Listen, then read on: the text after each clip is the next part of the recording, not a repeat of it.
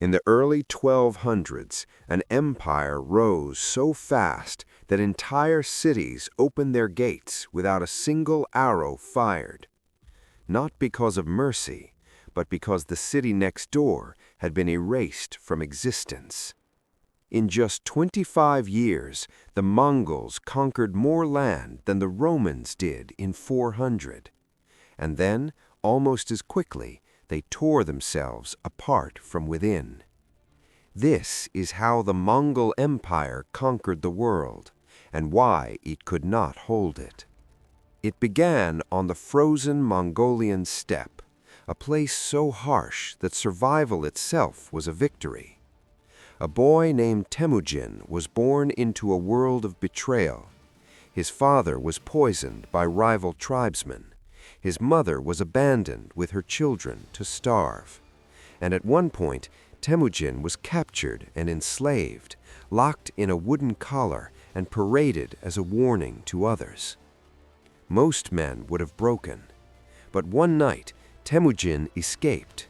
He slipped his bonds during a feast, dove into a freezing river, and disappeared into the darkness.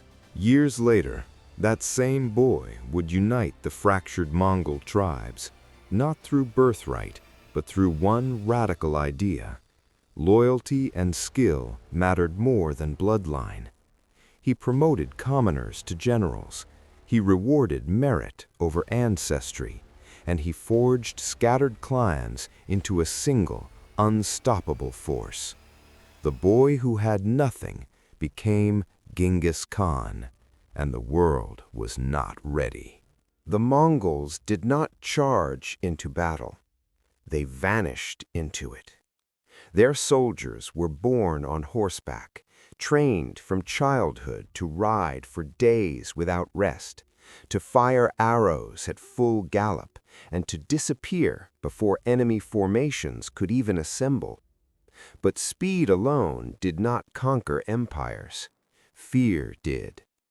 When the Mongols arrived at a city, they offered a choice: surrender and live under Mongol rule, resist and be annihilated. And they meant it. When the city of Nishapur killed a Mongol general, the revenge was absolute. The city was destroyed, and skulls were stacked as warnings to any who considered resisting. Word spread faster than their armies. But the Mongols were not just brutal, they were smart.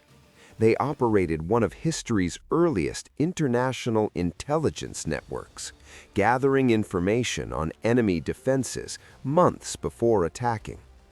They used psychological warfare, even launching plague-infected bodies over city walls at Kaffa, possibly accelerating the spread of the Black Death into Europe. And unlike most conquerors, they adapted. They captured enemy engineers and learned siege warfare. They adjusted tactics to forests, mountains, and cities.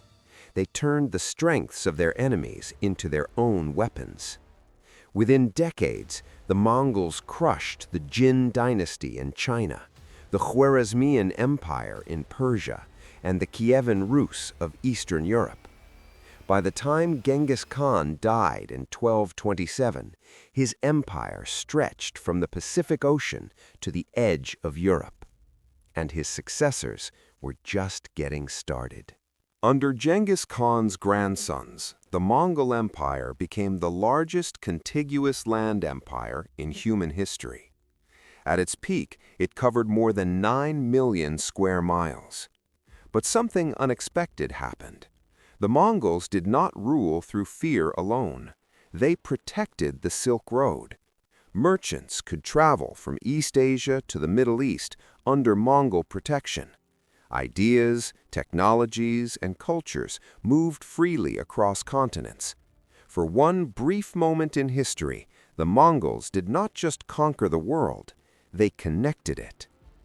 But empires this vast do not hold together forever. The Mongol Empire did not fall to a single enemy. It devoured itself. After Genghis Khan, succession disputes fractured leadership. The empire was divided into 4 major khanates: Over time, each ruled independently, adopting local customs, religions, and identities. The unity that made them unstoppable disappeared. Then came rebellion and disease. Without a single leader, without a shared identity, without the iron discipline that once bound them together, the Mongol Empire collapsed. By the late 1400s, the greatest land empire in history existed only in memory.